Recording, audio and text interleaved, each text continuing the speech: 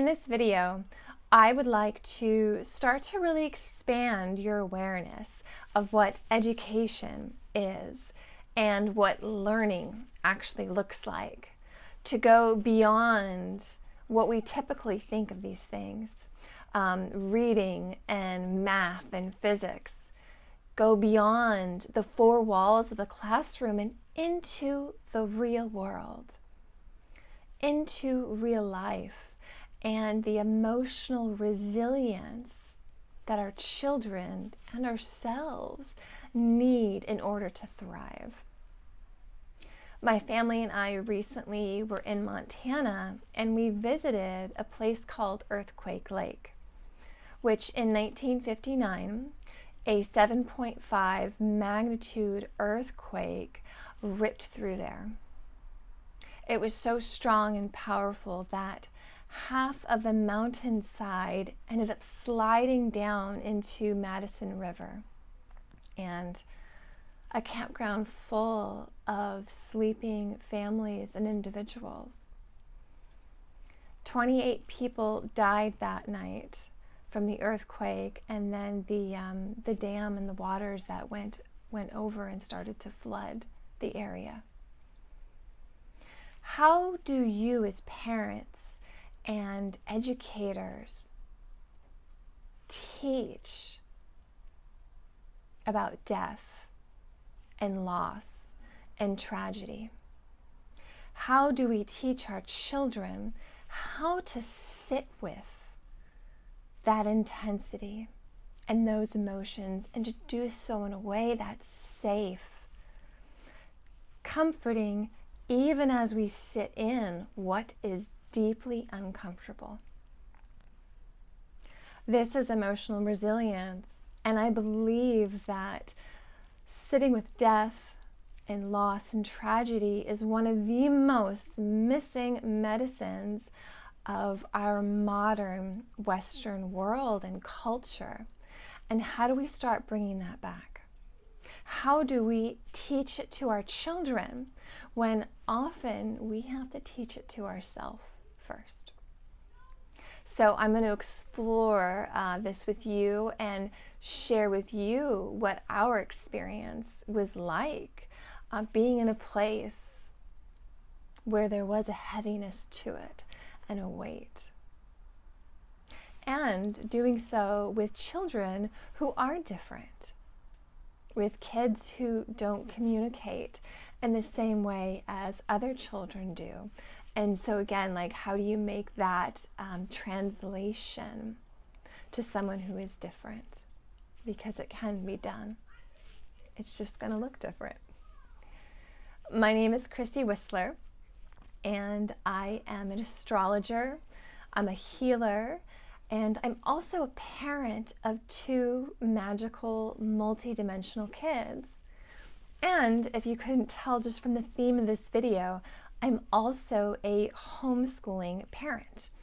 And in fact, we follow a method of homeschooling called self-directed learning, self-directed education. Another term would be unschooling.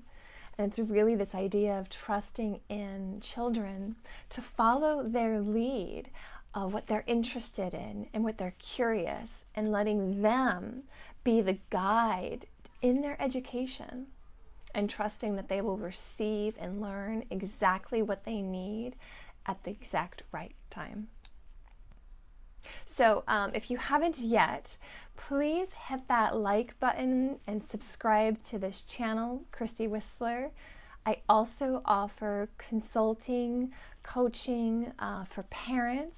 I offer healing for individuals, as well as astrology birth chart readings to support you as parents, to help you understand the child or children that chose you as their parent, along with all their unique sensitivities and abilities.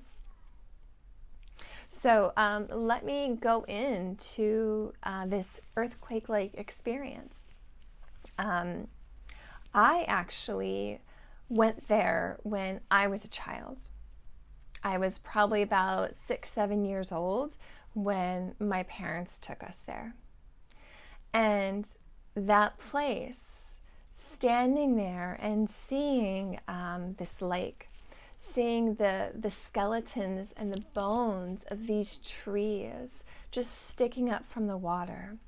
I remember watching an osprey just launching in the air right there amongst those bones of these trees. The mountainside, you can just see the scar itself of all these trees that had tumbled down. And I remember it. It had an impact on me as a child. It was both an eerie place and a place of deep reverence, and I recognize that even then, which is why I felt so called to bring my children back there, as well as for me as an adult to see this place with a new perspective, to see a new facet, so I could learn more of what happened there, the stories of the people who did lose their lives. And so just to give you a little bit more backstory and details of what happened here at Earthquake Lake, and I highly encourage you to go online and see what other information that you can find about this if this interests you. But as I said, 1959, August 17th, just before midnight, this 7.5 earthquake rocked through the Rocky Mountains. And there were several different campsites that were situated in this particular area. And one of those sites was actually right underneath where the mountain landslide occurred. And it's 80 million tons of rock ended up hurling down this mountain and into Madison River and the sleeping campground of people.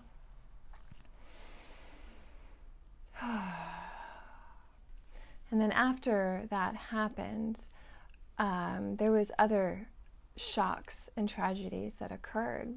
So there's the earthquake, and then there was this landslide. And then the nearby Hedgens Lake has a dam, and the water from that fell over, spilled over, and just started immediately flooding this river, which is what turned into this lake. The landslide ended up blocking the mouth of the river. So the debris that blocked the river, and it began to fill and to flood. I can't remember the exact number. It was either 18 or 19 people are entombed in that landslide. Their bodies were never recovered. And in total, 28 people died from this experience and this moment. There's nearby cabins that were alongside the river in the little hills there. And there's stories of people jumping out of bed and out the door, and then the cabins just fell away and they ended up floating down the river, and you can actually see where they ended up getting their final resting place of these cabins. And in fact, my family and I hiked down to where they were, and some of them look like they're just real cabins that people live out of, because they're just upright and they look perfectly fine, except they're not. So again, just sharing for you to give you this feel, this gravity, this weight of what happened here. To sit with and to hold these truths and these experiences and these losses. How all these different people, they were trapped. This is also a time when there was no cell phones. So no one even knew for several hours what had happened here. No one knew that there were 200 people who were trapped on, they ended up calling it like a rescue point, where you can go and where they gathered because they were high enough above the water. Refugee point, that's what it was.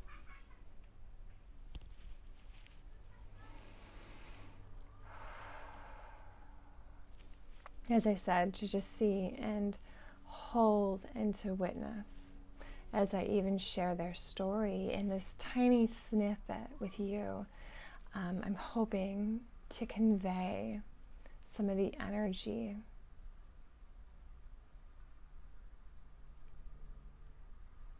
And so much of what I'm sharing in my words, I'm talking slower, really sitting with this. This is what was missing even from my life education. I was never taught, how do you sit alongside death and tragedy? How do you do it in the discomfort of it? How do you sit with and look into the mirror and see your own mortality? And that's not something our culture likes to focus on, does it? So often when we have loss and we have grief around this loss, it's instead of this energy of really being with it and sitting with it and processing through it, integrating it, instead it's this energy of like, get up and get over with it. Like, you're done grieving, right? Like, let's move on. We got to get back to life. It's almost like sweeping it all under the rug. Because it's really hard to sit alongside death, to hold the hand of death, to mourn and to love, to cherish and celebrate the beauty when life was. It's both. And I feel as well that with this moment in time that we're in, with the pandemic, with so many people who've lost loved ones earlier than they were planning and hoping, that this might support you and your family as you move through these different emotions in your own life and in your own unique ways. And so I found myself standing there above Earthquake Lake, and next to a sign that they had speaking of that night and what the people who were there went through. And Kate was beside me, and she was reading the memorial plaque describing this. And I felt myself, at almost her age, in fact, standing there and learning about this place. And I just stood there and I put my arm around her shoulders. I was simply present with her as she read and as she processed within herself what had happened. And my willingness to be beside her in that discomfort is probably the greatest gift I could have given her in that moment. It was probably the greatest learning experience I could have given her. How did I, as her mother, stand beside her?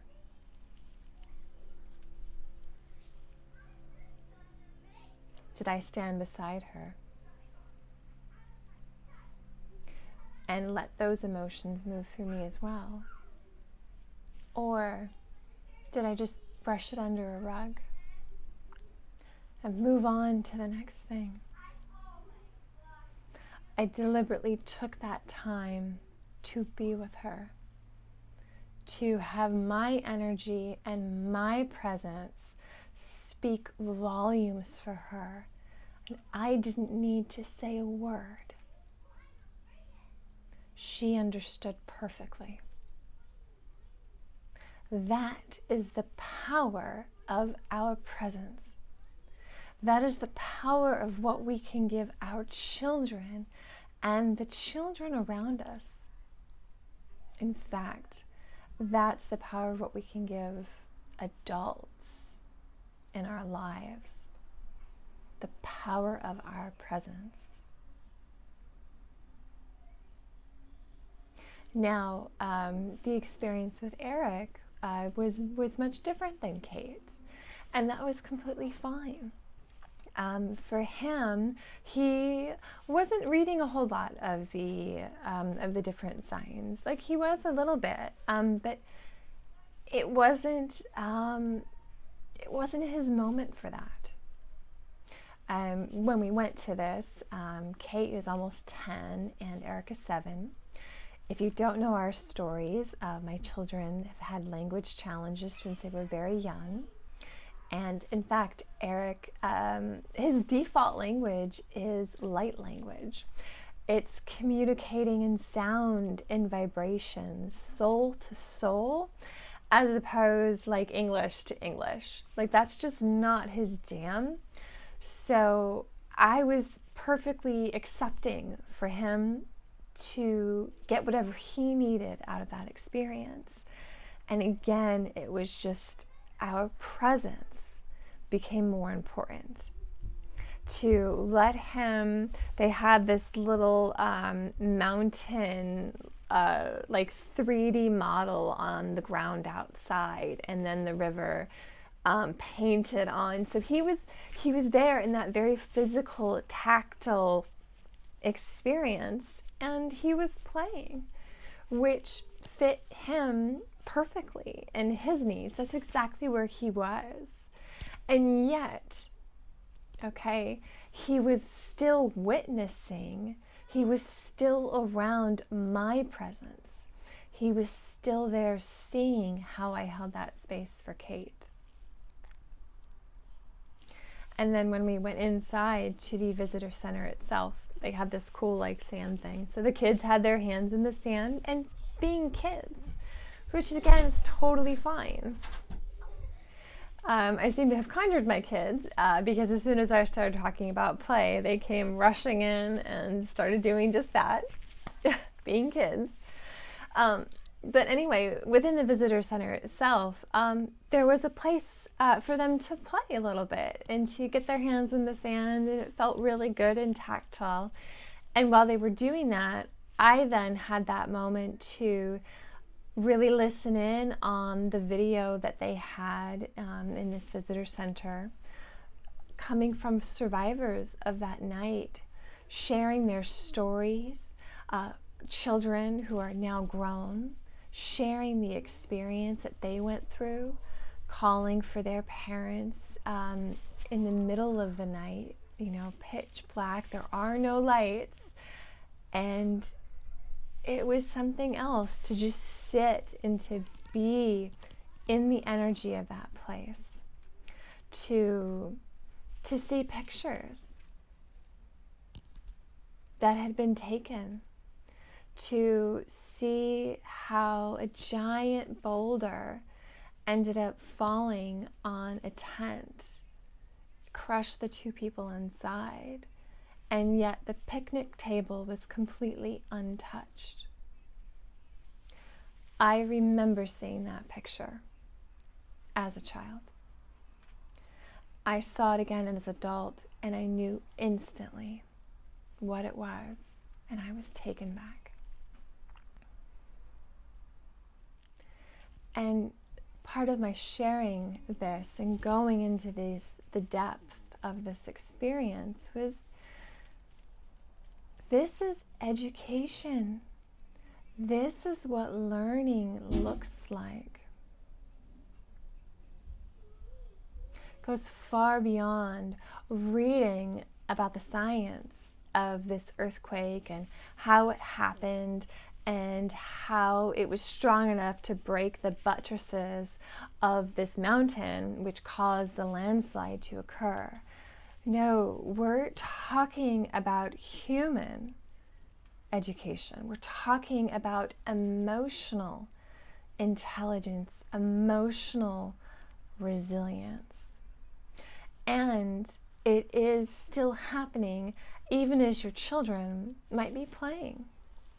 You know, Kate had her moment of gravity being with me, reading that sign, and then not that long later, she's being a kid and she's got her hand in the sand and playing with Eric, which then also gives me the chance to go and learn more and to really hold space for the energy of where I was standing and what had happened here. And I will add as well, Eric had a different experience that goes beyond just regular human understanding, okay? He is incredibly empathic. He is incredibly intuitive.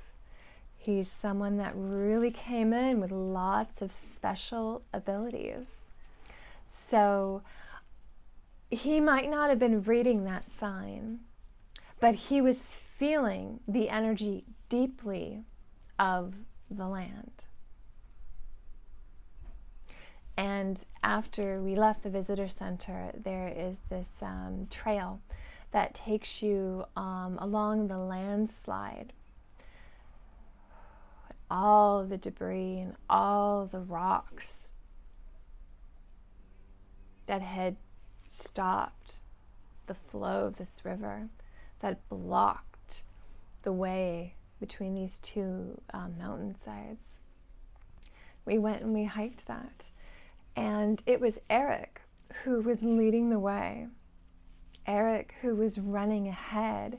And I could feel through his energy that he was lighting the way, that through his movement, he was creating his own healing grid, his own light, his own portal of energy, weaving its way through this trail. So it's also what I do is help parents to see beyond just what our eyes and our five senses can see, and to go deeper, to have a deeper understanding, deeper glimpses, like peeling the veil to see what some of our really special children are doing. And if you do need help with that, and if you do have a magic kid like Eric and you need support, please, please, please check out my website in the description and send me a message, because you don't have to go through this alone. I know what it's like going through it alone, and it's not easy. And so I, like Eric and like Kate as well, I'm having also a different experience of this place. I'm an intuitive, I'm a channel, I am an earth keeper. A lot of the work that I do when I go out into nature is I do land healings. And there I was on this trail, and I could feel the energy of this place. I could feel what people felt that day. And to help clear that energy, to help move that energy, I did channeling. I was doing light language transmissions. So I pulled out my phone and I hit the record button, and I just let it all come out of me. And in fact, I have a video of that channeling. So if you would like to listen, if you would like to hear what came through, the emotions, the feelings, I highly encourage you to do so and check that out. But that's what I was doing. So again, my children are witnessing me being in the real pain and the fear of that night. It didn't look pretty. Just full on crying, ugly snot, and sniffling in the whole yards. Like, it was just, ugly face crying for sure.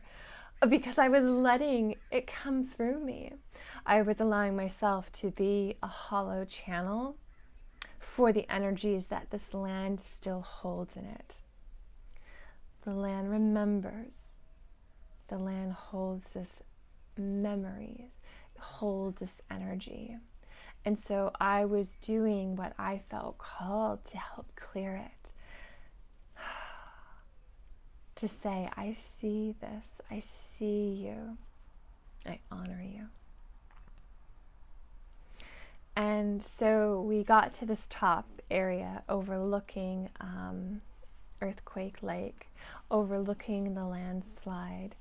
And Sean had gotten the lunch out for the kids. And so we're all eating together. It was totally just the four of us. And then within 5 minutes, about 30 to 40 different people ended up joining us on this little point. And that so much is what sparked the idea for this video. When I was in the visitor center itself, the energy of this place was very real. It was very palatable because you could hear in the resonating and echoing in the halls and in the rooms the stories of these survivors.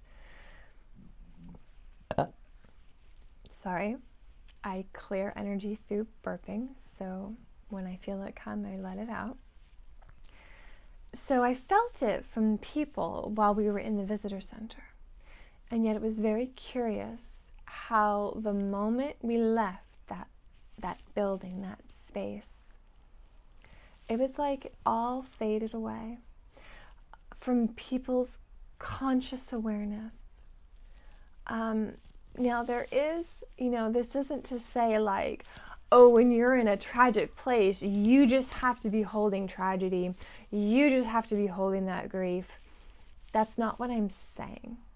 All right, it's dual, it's both. It's life and it's death. So it's this idea of holding space for death, and you might laugh with your kids, and you might smile at them and take your picture, right? So it's a both. It's a yes and. But I didn't see from all these people coming up the yes part of this place. I didn't see these adults, elders. I didn't see parents with their children holding and honoring the tragedy that happened here. The reverence of where we were standing. That under our feet were the bones of people. People who were sleeping and never got up. Whole families gone. And in fact, on that trail, there is a memorial plaque, and it lists the names of the 28 people who died. And there are 2 of them where there was like 7 people's names listed of the same family. 4 people's names of the same family, just gone in an instant. Can you feel that? As I'm describing it, can you feel that energy? There is reverence in this loss. I'm feeling it coming through me. Feeling it coming through me right now.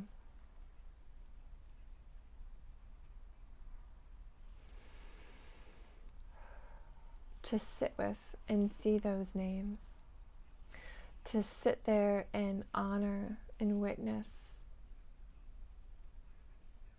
what happened that night. The fears, the cries, the pain that the land remembers from the people. That the land is caring for itself, even as it had this huge clearing experience, all this energy just purifying and coming through and clearing. It's both. And we need to start stepping up and holding both. This isn't about just walking up this hill where this tragedy happened and this loss happened. You just saw the names of 7 family members who are gone. And there's just laughing. And like I said, it's not about no laughing. How do you have both? Do you climb up that hill and take just a moment to be in the presence? To just take that deep breath and let yourself feel and witness what happened here. And then you can take your selfie. Do you see what I mean? It's not just getting up there and taking that picture that you're going to post on social media. No, you take the moment to really honor, to sit with and to hold loss, to hold death. You are standing in a place of transition. You are standing on a magic portal place, a liminal space that happened for people on that night, August 17th, 1959. Can you sit there and witness that? Can you hold it? Are you brave enough, courageous enough to sit alongside the dark and hold its hand? Can you? Are you brave enough to try? Are you brave enough to learn? And then as you learn, so too will those around you. So too will your children. The truth is our kids cannot learn what we ourselves have not learned. So this is my invitation to you. How can you sit beside death? How can you sit beside this unknown, this liminal space, this loss, and just be with it? Can you create a safe, an emotional safe space for yourself to do this? And as you do that, you will then be able to hold that for others. So when someone comes into your life and they need you to hold their hand because they just had a tragic loss or their lives completely shifted and changed, and you will have that power, that resilience, that emotional resilience to sit there in the dark beside them, to sit alongside this discomfort, to stare into the face of death, which is inherent and a part of all of our lives on earth. They will be so grateful to you for doing this. This is some of the most missing medicine, most missing education of our entire world and our entire society.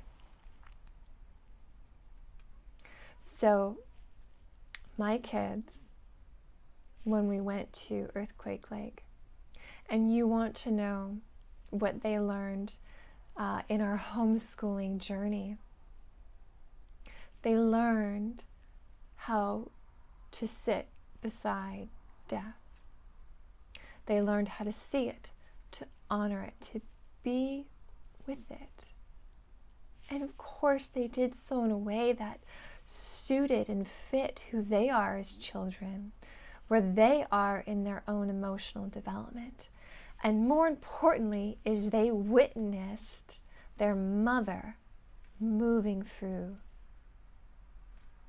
the emotions, moving through death. And they saw their dad doing it too. They saw how he supported me by watching them, so I could do this very deep, healing, clearing land work.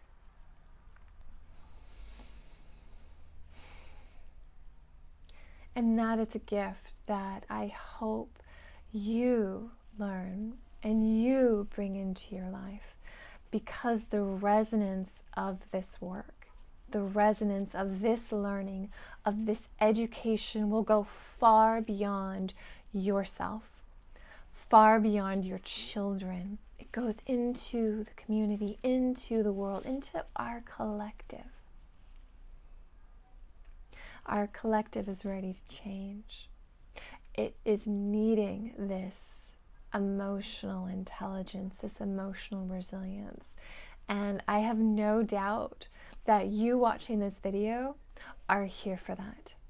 And you have the ability to hold that space for others and for yourself. Thank you all so much for watching, for listening in. I know this isn't comfortable.